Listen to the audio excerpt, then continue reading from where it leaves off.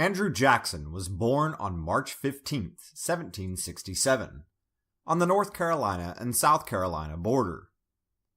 The exact location of his birth is not known, as the land in the area had yet to be surveyed. What type of life did Jackson have before becoming a national military hero and the 7th President of the United States?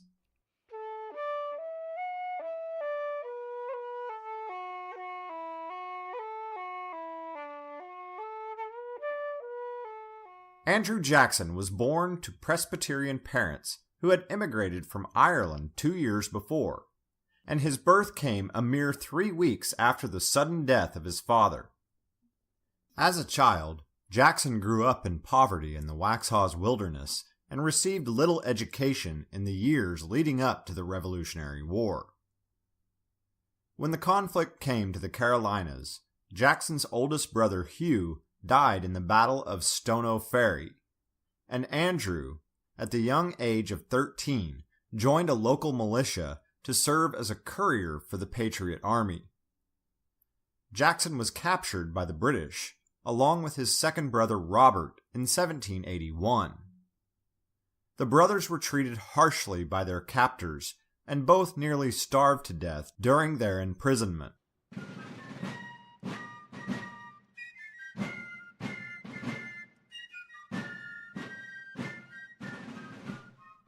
While being held by the British, a confrontation left the future president scarred for the remainder of his life. In a show of defiance, 13-year-old Andrew Jackson refused to shine the boots of an arrogant British officer.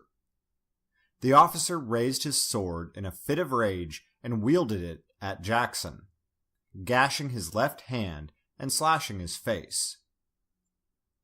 Both Jackson boys contracted smallpox during their captivity, and Robert would not recover. Although their mother managed to arrange their release as part of a prisoner exchange, Robert died shortly after obtaining his freedom.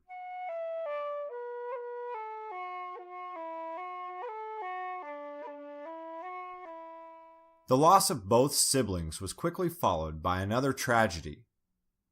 After being assured that her only surviving child would recover, Elizabeth Jackson volunteered to nurse American prisoners of war who were inflicted with cholera.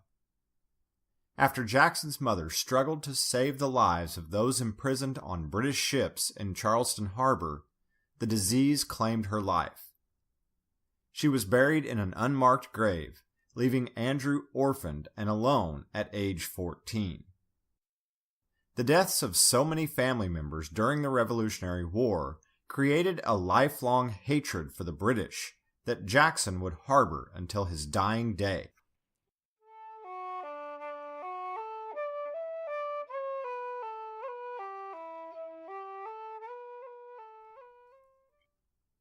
Jackson spent the remainder of his youth living with uncles, and he went on to study law in Salisbury, North Carolina. After being admitted to the bar in 1787, the 21-year-old Jackson was appointed prosecuting attorney in the Western District of North Carolina, which is now a part of Tennessee. In 1788, he used profits made from his thriving law practice and moved to the frontier settlement of Nashville, Tennessee.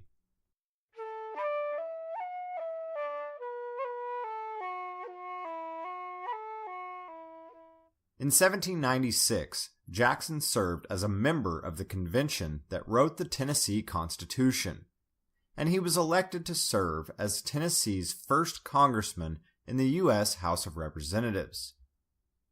The following year, he was elected to the U.S. Senate, but he resigned after a short stint of only 8 months. He was later appointed to serve as a circuit judge on the Tennessee Superior Court, a position he held until 1804.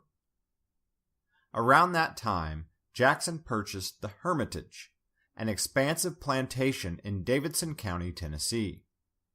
Over the next 40 years, Jackson continued to invest in the estate, which eventually grew into a 1,050-acre property.